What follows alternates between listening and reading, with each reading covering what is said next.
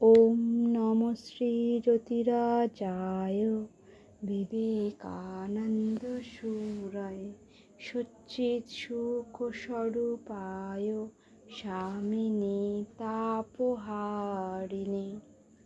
বইটির নাম সবার স্বামীজি, প্রকাশক স্বামী সুপর্ণানন্দ, পৃষ্ঠা সংখ্যা 4।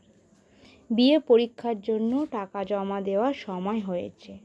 নরেন্দ্রের সহপাঠীরা সকলেই টাকা জমা দিয়েছে, কেবল হরিদাস ছাড়া। সে বড় গরিব, টাকা জোগাড় করতে পারেনি। শুধু পরীক্ষার ফি নয়, 1 বছরের বেতনও বাকি। হরিদাসের পক্ষে ফির টাকাটা কোনো মতে দেওয়া সম্ভব, কিন্তু 1 বছরের বেতন দেওয়া অসম্ভব। সব শুনে নরেন্দ্র এগিয়ে এলেন। তিনি জানতেন এরকম বিশেষ ক্ষেত্রে টাকা মকুব করার ব্যবস্থা আছে, আর তা আছে কলেজের বৃদ্ধ কেরানি রাজকুমার বাবুর হাতে। ছেলেরা যখন টাকা জমা দিচ্ছে, নরেন্দ্র তখন রাজকুমার বাবুর কাছে গিয়ে বললেন, মশাই, হরিদাস দেখছি মাইনেটা দিতে পারবে না। আপনি একটু অনুগ্রহ করে তাকে মাফ করে দিন। তাকে পাঠালে সে ভালো রকম পাশ করবে, আর না পাঠালে সব মাটি। রাজকুমার বাবুর মেজাজ ভালো ছিল না। মুখ বিকৃত করে বললেন, তোকে জ্যাঠামি করে সুপারিশ করতে হবে না। তুই যা, নিজের চরকায় তেল লেগে যা। আমি ওকে মাইনে না দিলে পাঠাবো না। নরেন্দ্র চিন্তায় পড়লেন। তার নিজের পক্ষেও এত টাকা জোগাড় করা কঠিন, অথচ তাড়াতাড়ি টাকা জোগাড় না করলে বন্ধু পরীক্ষায় বসতে পারবে না।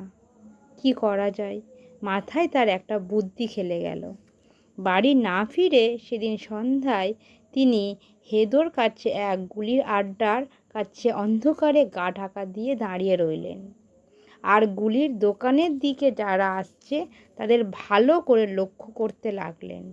হঠাৎ নরেন্দ্রনাথ অন্ধকার থেকে বেরিয়ে একজনের সামনে গিয়ে দাঁড়ালেন। রাজকুমার বাবু।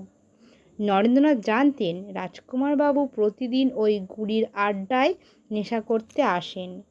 নরেন্দ্রনাথকে দেখে রাজকুমার বাবুর মুখ শুকিয়ে গেছে। সুযোগ বুঝে নরেন্দ্রনাথ বললেন যে হরিদাসের মাইনেটা যদি তিনি মুকুব না করেন, তাহলে তিনি তার নেশার কথা কলেজময় ছড়িয়ে দেবেন। রাজকুমার বাবু তখন বিপদ বুঝে বললেন, বাবা, রাগ করিস কেন? তুই যা বলছিস তাই হবে। তুই যখন বলছিস, আমি কি তা না করতে পারি? কার্য সিদ্ধি হয়েছে দেখে নরেন্দ্রনাথ ফিরে চললেন। তিনি চোখের আড়ালে হতেই রাজকুমার বাবু এদিক ওদিক দেখে গুলির আড্ডায় ঢুকে পড়লেন।